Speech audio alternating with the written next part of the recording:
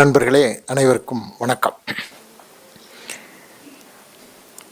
சாவித்திரி சொன்னது போல காலச்சுவடுக்கும் நாமக்கல்லுக்கும் ரொம்ப நெருங்கிய தொடர்பு உண்டு. அது என்னால் மட்டுமல்ல, என்னுடைய மாணவர்கள் பலர் சேர்ந்து உருவாக்கிய நூல்களை காலச்சுவடு தொடர்ந்து வெளியிட்டு வந்திருக்கிறது. முக்கியமாக சாதியும் நானும் என்ற அந்த நூல், அது தமிழ் சூழலில் மிகப்பெரிய ஒரு கவனம் பெற்ற ஒரு நூல். அந்த நூலை நாமக்கல்லை சார்ந்த மாணவர்கள் தான் பெரும்பாலும் அதில் கட்டுரைகள் எழுதினாங்க. அந்த நூல் ஆங்கிலத்தில் மொழிபெயர்க்கப்பட்ட போது அதை மொழிபெயர்த்த எழுத்தாளர் அம்பை அவர்கள் இங்கே நாமக்கலுக்கே வந்து தங்கி ஒரு வாரம் தங்கி மொழிபெயர்ப்பு பணிகளை செய்தார். அவருக்கான சந்தேகங்களை எல்லாம் குறித்து கொண்டு வந்து கட்டுரையாளர்களை நேரில் வரவைத்து சந்தித்து அவர்களிடம் கேட்டு தன்னுடைய சந்தேகங்களை நிவர்த்தி செய்து கொண்டு அந்த நூலை ஆங்கிலத்தில் மொழிபெயர்த்தார். ஆங்கிலத்திலும் அந்த நூல் வெளியாகி கவனம் பெற்றது. அதே போல எங்கள் ஐயா என்ற ஒரு நூலையும் மாணவர்கள் சார்பாக எழுதிய அந்த நூலையும் காலச்சுவடு வெளியிட்டிருக்கிறது. இந்த ஆண்டும் கூட ஒரு நூல் வர இருக்கிறது. அது என்ன தலைப்புங்கிறது கொஞ்சம் ரகசியமாக வச்சுருக்கிறோம். இதுபோல் நாமக்கல்லுக்கும் காலச்சுவடுக்கும் ஒரு நெருங்கிய தொடர்பு இருக்குது. அது மட்டும் இல்லை, நாமக்கல்லில் இருக்கக்கூடிய ஆய்வறிஞர் நாங்கள்லாம் பெரிதும் போற்றக்கூடிய வேல்சாமி அவர் நிறைய பேசுவார், எழுத மாட்டார் என்பதை மாற்றியதும் காலச்சுவடு தான். அவருடைய முதல் நூலாகிய பொற்காலங்களும் இருண்ட காலங்களும் என்ற நூலை காலச்சுவடு தான் முதல்ல வெளியிட்டது. அதற்கு பின்னால் கோவில் நிலம் சாதி என்ற அவருடைய முக்கியமான நூல், அதற்கடுத்து பொய்யும் வழுவும் என்ற நூல், இந்த 3 நூல்களையும் காலச்சுவடு வெளியிட்டு இப்போது வரைக்கும் சிறப்பான விற்பனையில் இருந்து வருகிறது. அதே போல் காலச்சுவடு நிகழ்ச்சி நாமக்கல் தமிழ் சங்கத்தோடு இணைந்து நடத்தலாம் என்று கடந்த ஆண்டிலிருந்து இந்த தமிழ் சங்கத்தை அணுகிய போது தாராளமாக நடத்தலாம் என்று அனுமதி கொடுத்தவர்கள் தமிழ் சங்கத்தின் தலைவர் டாக்டர் குழந்தைவேல் ஐயா அவர்களும் செயலாளர் நாராயணமூர்த்தி அவர்களும். நாராயணமூர்த்திக்கிட்ட இந்த மாதிரி ஒரு நிகழ்ச்சி நடத்தலாம் அப்படின்னு நான் ஒரு திட்டம் சொன்னால் அவர் உடனே செஞ்சிடலாங்கய்யா, எந்த மாதம்னு சொல்லுங்கய்யா அப்படின்னு தான் சொல்லுவார். அப்புறம் டாக்டர்கிட்ட அவர்கிட்ட ஒரு வார்த்தை சொல்லி அனுமதி வாங்கிக்குவோம் அப்படின்னு சொல்லுவார். அதுபோல் நாமக்கல் தமிழ்ச்சங்கம் தொடர்ந்து இந்த நவீன இலக்கியம் சார்ந்து நிகழ்ச்சிகள் நடத்துவதற்கு பெரிதும் உதவி கொண்டிருக்கிறது. தமிழ்நாட்டில் பெரும்பாலான மாவட்ட தலைநகரங்களில் தமிழ்ச்சங்கம் உண்டு. இப்போ கூட சேலம் தமிழ்ச்சங்கத்தை கிட்டத்தட்ட 25 ஆண்டுகளுக்கு மேலாக பொறுப்பெடுத்து நடத்திய எழுத்தாளர் காவை பழனிசாமி இங்கே வந்திருந்தார். இப்போ அவர் ரயிலுக்கு போகணுங்கிறதுக்காக கிளம்பி போயிட்டார். அவர் சேலம் தமிழ்ச்சங்கத்தை மிகச்சிறப்பாக நடத்தினார். அவர் செயலாளராக இருந்தபோது அங்கே நவீன இலக்கிய கூட்டங்களுக்கெல்லாம் இலவசமாக அங்கே இருக்கக்கூடிய அரங்கை வழங்குவார். யார் வேணாலும் கூட்டம் நடத்திக்கலாம், முன்கூட்டி பதிவு பண்ணிக்கிட்டா போதும் என்று. நல்ல அருமையான நூலகம் சேலம் தமிழ் சங்கத்தில் இருக்குது. ஆனால் இன்றைக்கு அதனுடைய செயல்பாடு சொல்லும்படியாக இல்லை. அவர் இல்லை. இப்போ காவை பழனிசாமி கோயம்புத்தூருக்கு போயிட்டார். அதற்கப்புறம் அந்த தமிழ் சங்கத்தினுடைய செயல்பாடு வேறு மாதிரி ஆயிடுச்சு. இதுபோல தான் தமிழ்நாட்டில் பல இடங்களில் தமிழ்ச்சங்கம் உண்டு. ஆனால் அவையெல்லாம் செயல்படாதவையாக இருக்கின்றன. செயல்பட்டாலும் எப்படின்னா, அது முதியோர் கூடி பேசக்கூடிய ஒரு அரட்டை அரங்கம் போல இருந்து கொண்டிருக்கிறது. பழந்தமிழ் இலக்கியம், பட்டிமன்றம் போன்றவற்றை பற்றி தான் பேசுவாங்க. அந்த மாதிரி தான் இருக்குது. ஆனால் நாமக்கல் தமிழ்ச்சங்கம் தொடங்கி குறைந்த காலம் ஆனாலும் கூட பல நிகழ்வுகளுக்கு நவீன இலக்கியம் சார்ந்தவற்றிற்கு இடம் வழங்குகிறது. ஒவ்வொரு மாதமும் நிலாமுற்றம்னு நிகழ்ச்சி நடத்துகிறார்கள். அதில் புதிய புதிய நூல்களை அறிமுகப்படுத்தி பேசுவது, புதிய பேச்சாளர்களை எழுத்தாளர்களை கூட்டி வந்து பேச வைப்பது என்று தொடர்ந்து மிகச்சிறப்பாக இயங்கி வருகிறது. அதுவும் நான் கடந்த ஆண்டிலிருந்து சில நிகழ்ச்சிகளுக்கெல்லாம் கேட்டபோது உடனடியாக அதற்கு ஒத்துக்கொண்டார்கள். டிஎம் கிருஷ்ணாவுடைய இசை நிகழ்ச்சி 2 முறை இங்கே நடைபெற்று இருக்கிறது. டிஎம் கிருஷ்ணா சங்கீத கலாநிதி விருது பெற்ற போதும், அதே போல் ஆயிரா வெங்கடாசலபதி கடந்த ஆண்டு சாகித்ய அகாடமி விருது பெற்ற போதும் அவர்கள் இருவருக்கும் ஒரு பாராட்டு விழாவை இங்கே நடத்தினோம். கடந்த ஆண்டு அக்டோபர் மாதம் நாமக்கல் கவிஞருடைய பிறந்த நாளின் போது தமிழ்நாட்டு பாடநூல் கழகம் அவருடைய எண்கதை நூலை புதிய பதிப்பாக வெளியிட்டது. அதை இங்கே அறிமுகப்படுத்தி பேசலாம், நாமக்கல் மக்களுக்கு அது தெரிய வேண்டும் என்று கேட்டபோது அதற்கும் அனுமதி கொடுத்து அதற்கும் ஒரு அருமையான நிகழ்ச்சியை இங்கே நடத்தினோம். இன்றைக்கி காலச்சுவடு 300 இதழ்கள், காலச்சுவடு பதிப்பகம் 30 ஆண்டு, அதற்கான சிறப்பு கருத்தரங்கம் இது. இந்த நிகழ்ச்சியையும் சிறப்பாக தமிழ்ச்சங்கத்தோடு இணைந்து நடத்தி கொண்டிருக்கிறோம். இதற்கு காரணமான நாமக்கல் தமிழ்ச்சங்கத்தினுடைய தலைவர், செயலர், பொறுப்பாளர்கள் அனைவருக்கும் காலச்சுவடின் சார்பாகவும் என் சார்பாகவும் பாராட்டுக்களையும் நன்றிகளையும் நான் முதலில் தெரிவித்துக் கொள்கிறேன். அதே போல் காலச்சுவடை பற்றி சில செய்திகளை நான் இங்கே அறிமுகப்படுத்தணும்னு நினைக்கிறேன். பெரும்பாலானவர்களுக்கு காலச்சுவடு இதழ் பற்றியும் பதிப்பகம் பற்றியும் தெரிந்திருக்கும், தெரியாமல் இல்லை, தெரிந்திருக்கும். ஆனால் நாங்கள் ஒரு எங்கள் கூடு அமைப்பினுடைய 50வது நிகழ்ச்சியின் போது இங்கே காலச்சுவடு வெளியிட்ட நூல்களுக்கு மட்டும் ஒரு முழு நாள் கருத்தரங்கம் மோகனூர் ரோட்டில் இருக்கக்கூடிய ஓய்வூதியர் சங்க கட்டிடத்தில் நடத்தினோம். ஆளுக்கு ஒரு நூலை பற்றி ஒரு கிட்டத்தட்ட 20 நூல்களை பற்றி அப்போ பேசினாங்க. ஆகவே இங்கே நாமக்கல்ல இருக்கக்கூடிய வாசகர்களுக்கும் காலச்சுவடு நல்ல அறிமுகம் தான். தொடர்ந்து நிறைய பேர் வாசகர்கள் இருக்கிறாங்க. இருந்தாலும் ஒரு சின்ன அறிமுகம், இதனுடைய இந்த பயணத்தை பற்றி ஒரு சின்ன அறிமுகம் செய்ய நான் விரும்புகிறேன். காலச்சுவடு இதழ் 1988ஆம் ஆண்டு தொடங்கப்பட்டது. அதை தொடங்கியவர் தமிழின் மிக முக்கியமான எழுத்தாளுமையாகிய சுந்தர ராமசாமி அவர்கள். அவர் 88 தொடங்கி 89 வரைக்கும் 8 இதழ்களை அவர் வெளியிட்டார். அந்த இதழில் முதல் இதழினுடைய தலையங்கத்தில் கனவுகளும் காரியங்களும் என்ற தலைப்பில் அந்த தலையங்கம் எழுதப்பட்டிருந்தது. அதில் அவர் சொல்கிறாரு, காலச்சுவடின் அணுகுமுறை விஞ்ஞானபூர்வமான சிந்தனைகளுக்கு அழுத்தம் தருவதாக இருக்கும். மொழி, பிறப்பு, தத்துவம், சமயம், கட்சிகள், குழுக்கள், நிறுவனங்கள் ஆகியவற்றின் குறுகிய பிடிகளிலிருந்து தன்னை முற்றாக விடுவித்து கொண்டு மனித குலத்தின் படைப்பு சுடர் பரிணாமத்திலும் சரித்திரத்திலும் எந்த சுதந்திர பெருவெளியில் திளைத்தது மூலம் ஆகப்பெரிய படைப்புகளை சொல்லிலும் கல்லிலும் வண்ணங்களிலும் ஒளிகளிலும் இந்த மண்ணில் இறக்கிற்றோ அந்த சுதந்திர சுடரின் குரலாக காலச்சுவடு செயல்படும். மனிதனின் புறக்கோளங்களுக்கு அப்பால் மனித குலத்தை பிணைக்கும் ஆதார சுருதிகளை சிந்தனைகள் மூலமும் படைப்புகள் மூலமும் முன்வைத்து அவற்றுக்கு அழுத்தம் தருவதில் காலச்சுவடு நம்பிக்கை கொண்டிருக்கும் என்று அதில் காலச்சுவடு இதழ் வெளியிடுவதற்கான நோக்கத்தை அவர் தெளிவுபடுத்தி சொல்லியிருந்தார். அதே போல் அந்த 8 இதழ்கள் நடந்தது. அதற்கப்புறம் 89 வரைக்கும் 8 இதழ் வந்தது. அப்புறம் 92 ஒரு மலர், இது காலச்சுவடு ஆண்டு மலர்னு ஒரு மலர் வெளியிட்டார். அதற்கு பின்னால் நின்று போய்விட்டது. அதற்கு பின் சுந்தர ராமசாமியினுடைய மகன், இன்னைக்கு காலச்சுவடு நிறுவனத்தினுடைய தலைவராக இருக்கக்கூடிய கண்ணன், அவர் பொறுப்பெடுத்து காலச்சுவடு இதழை மீண்டும் தொடங்கினார். அது 1994 அக்டோபரில் மறுபடியும் 2ஆம் கட்டத்தில் தொடங்கியது. அப்போ காலாண்டு இதழாக அவர் அதை தொடங்கினார். அப்படி தொடங்கின போது அதனுடைய தலையங்கத்தில் வந்த சில வரிகளை நான் இங்கே வாசிக்கிறேன். காலச்சுவடு தனது அக்கறைகளை விரிவான தளங்களில் செலுத்த விரும்புகிறது.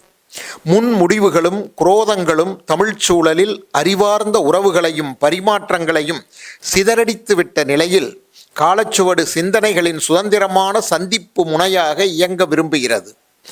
உளுத்துப்போன மதிப்பீடுகளையும் புழுதி மண்டிய சொற்களையும் தாண்டி புதிய மொழியையும் வாழ்வின் புதிய அர்த்தங்களையும் அடைவதற்கான களமாக தன்னை தகவமைத்துக் கொள்வதன் மூலம் தனது இருப்பை அது நியாயப்படுத்தும் என்று சொல்லி அதில் வருது.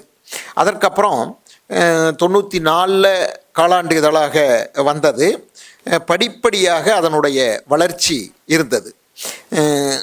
2000 ஆண்டில் ஜூலை ஆகஸ்ட் அப்போ இருந்து 2 மாத இதழாக மாறியது. அதற்கு பின்னால் 2024 டிசம்பரில் 2024 இல்லை 2004 மே மாதம் அப்போ இருந்து மாத இதழாக மாறியது. அப்போ 88 சுந்தர ராமசாமி தொடங்கியதிலிருந்து கணக்கெடுத்து வந்தால் இப்போ 2004 மே மாதம் 2004 அதில் மாத இதழாச்சு. அது 53வது இதழ். அது அதற்கு அப்புறம் இப்போ 2024 டிசம்பரில் 300வது இதழ் வெளியாயிற்று. இப்போ நமக்கு கிட்டத்தட்ட 1.5 ஆண்டு 300 இதழ் வெளியாகி 1.5 ஆண்டு முடிஞ்சிடுச்சு. அதை ஒட்டி தொடர்ந்து நிகழ்ச்சிகள் நடத்தி கொண்டே இருக்கிறோம். இந்த இப்போ 318 இதழ்கள் வந்திருக்கு.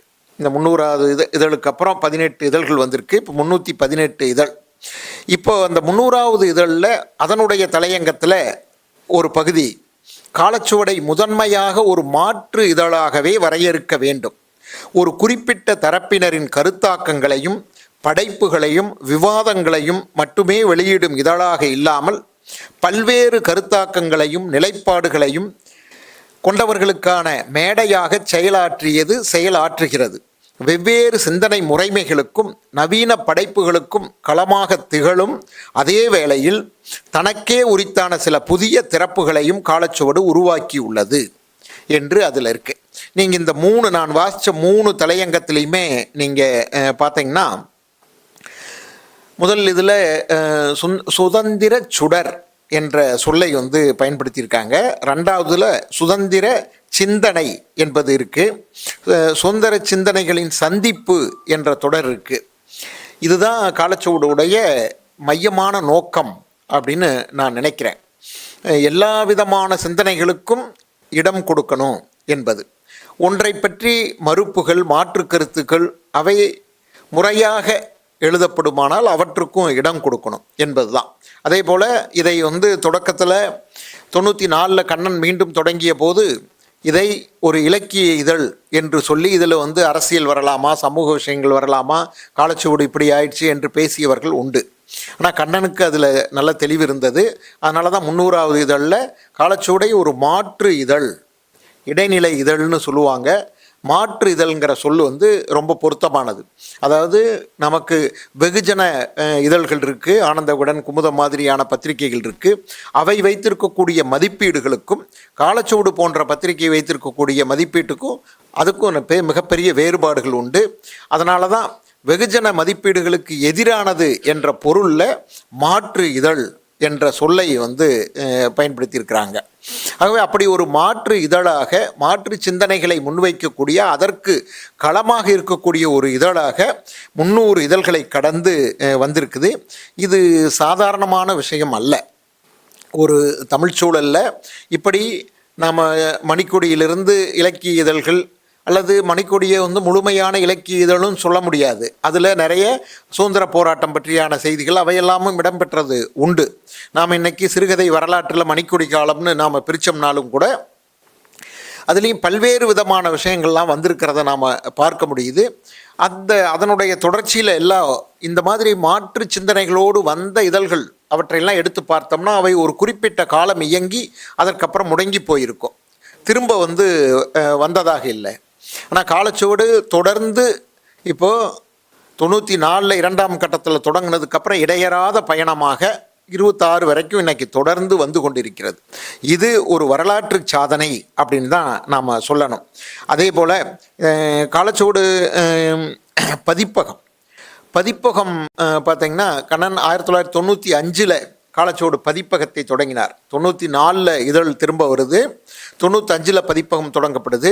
முதல் நூலாக சுந்தர ராமசாமியினுடைய 108 கவிதைகள், அந்த 107 கவிதைகள், அந்த 107 கவிதைகள் நூல் தான் முதல்ல வந்தது.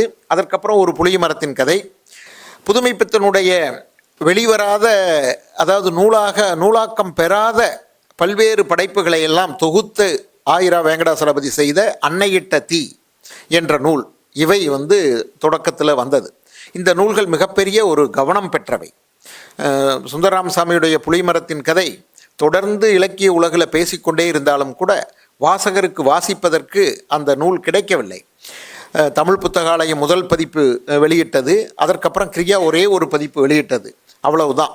தொடர்ந்து அது வாசிப்புக்கு கிடைக்கல. அது வச்சிருக்கக்கூடியவர் யாராவது இருந்தால் அவங்ககிட்ட கடன் வாங்கி வாசிக்கக்கூடிய நிலை தான் இருந்தது. ஆனால் 95 96 காலச்சுவடு வெளியிட்டதுக்கப்புறம் இன்றைக்கு வரைக்கும் தொடர்ந்து அந்த நூல் வாசகர்களுக்கு கிடைத்து கொண்டே இருக்கிறது. ஒவ்வொரு சென்னை புத்தக கண்காட்சியிலும் விற்பனையில் அந்த நூல் முதலிடம் வகிக்கிறது. அப்படிப்பட்ட ஒரு நூல் கிட்டத்தட்ட 20 ஆண்டுகள் பதிப்பிலேயே இல்லாமல் இருந்ததுங்கிறது தமிழ் சூழலுடைய நிலை தான் அது. அதே போல் புதுமைப்பித்தனுடைய படைப்புகளை நூலாக்கம் பெறாத படைப்புகளை வெளியிட்டதுக்கு அப்புறம் புதுமைப்பித்தன் கதைகள், கட்டுரைகள், மொழிபெயர்ப்புகள் இவையெல்லாம் பெரும் பெரும் தொகுப்புகளாக தமிழுக்கு கிடைத்திருக்கின்றன. பதிப்பகமும் அப்படியே படிப்படியாக வந்து இந்த 30 ஆண்டுகளில் இப்போது 1500 நூல்களை நெருங்க இருக்கிறது. 95 தொடங்கி இப்போ 30 ஆண்டுகளில் 1500 நூல்களை காலச்சுவடு பதிப்பகம் வெளியிட்டிருக்கிறது. இதுவும் மிகப்பெரிய ஒரு சாதனை தான். இப்படி ஒரு பதிப்பகம் இவ்வளவு காலம் தொடர்ந்து இயங்கி அதுவும் தீவிர மாற்று சிந்தனை கொண்ட நூல்களை வெளியிடுவதுங்கிறது அரிதினும் அரிது. ஆக அந்த வகையிலும் பதிப்பகம் வந்து முக்கியமானது. இந்த இதழ் பதிப்பகம் இரண்டினுடைய சாதனைகளை பற்றியும் நிறைய விஷயங்களை நான் சொல்லலாம். அதில் ஒரு 4 தலைப்பு தான் இன்றைக்கி பேச போகிறாங்க. அது நவீன இலக்கியத்திற்கு சிறுகதை, கவிதை இவற்றுக்கு வந்து மிகுந்த முக்கியத்துவம் கொடுத்து எல்லா இதழ்களிலும் வெளியிடுவது வழக்கம். இப்போ இன்றைக்கி தமிழ் சிறுகதை வரலாற்றில் காலச்சுவடுங்கிற தலைப்பில் ஜார்ஜ் ஜோசப் பேச இருக்கிறாரு.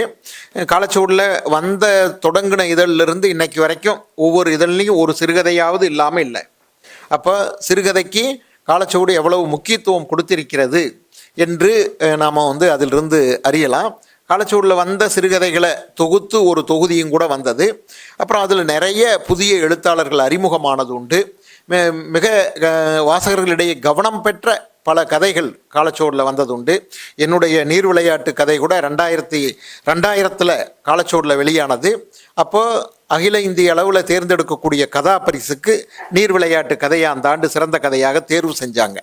அதுபோல் என்னுடைய இது உதாரணத்துக்கு சொல்கிறேன். இன்னும் பல கதைகள் காலச்சுவடில் வந்த முக்கியமான கதைகள் இருக்கின்றன. அவற்றை பற்றி ஜார்ஜ் பேச இருக்கிறாரு.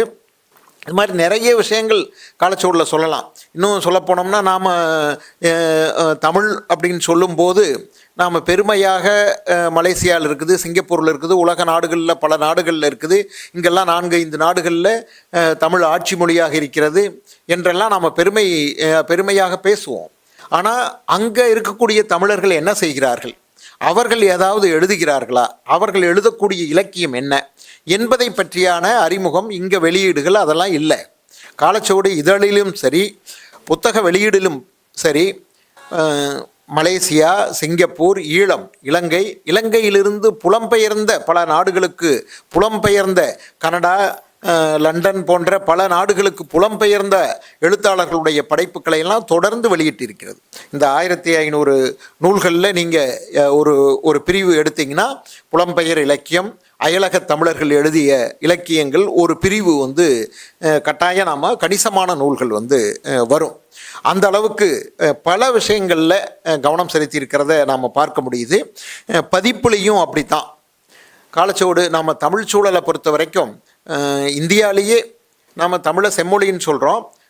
மற்ற மொழிகளுக்கெல்லாம் இல்லாத ஒரு சிறப்பு 2000 ஆண்டு இலக்கியம் நமக்கு இருக்குது. 2000 ஆண்டு இலக்கியம் இருக்கும்போது அந்த இலக்கியங்களை பதிப்பிக்கக்கூடிய ஒரு முறை அதுவும் தமிழில் 2 நூற்றாண்டுகளாக பெரிய அளவிற்கு வளர்ந்திருக்கிறது. 19ஆம் நூற்றாண்டு, 20ஆம் நூற்றாண்டு. இன்றைக்கி நாம் உவே சாமிநாத ஐயர், சி.வை. தாமோதரம் பிள்ளை, ஆறுமுக நாவலர், வையாபுரி பிள்ளை இப்படிலாம் பேர் சொல்லும்போது அவர்கள்லாம் செஞ்ச செயல் என்ன அப்படின்னா, அவர்கள் ஒரு பெரிய படைப்பை உருவாக்கினார்களா அப்படின்னா இல்லை.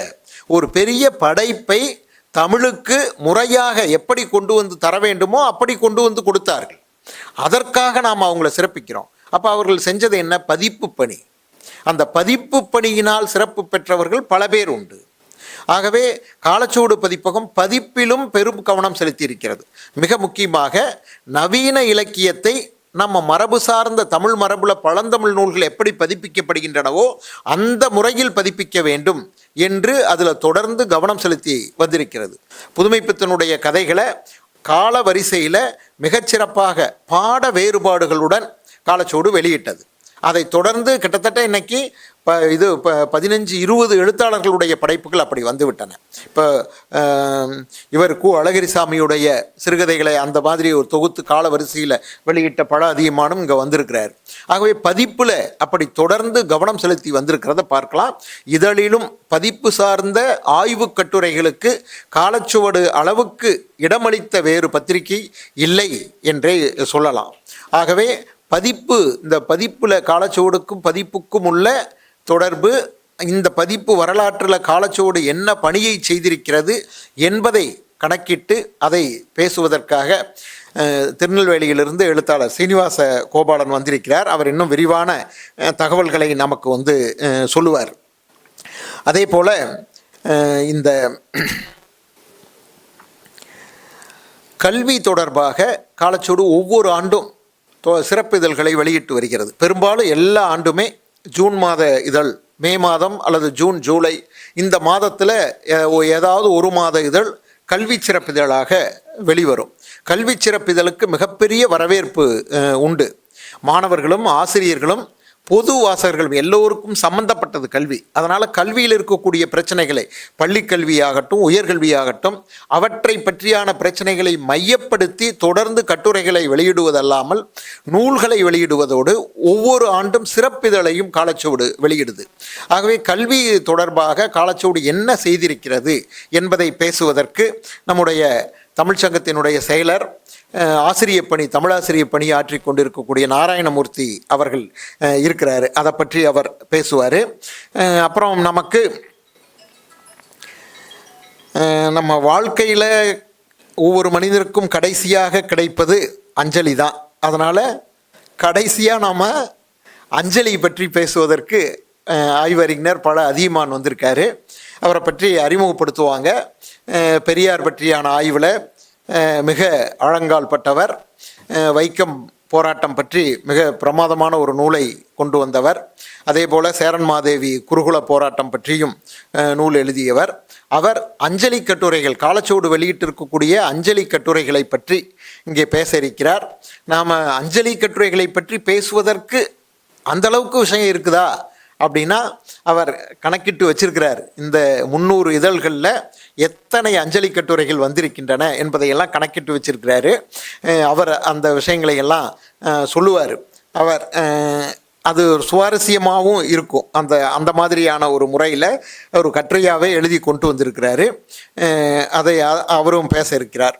அதற்கப்புறம் இந்த நிகழ்வுக்கு வாழ்த்துறை பேச இருக்கக்கூடியவர் நம்முடைய போ. வேல்சாமி அவர்கள்.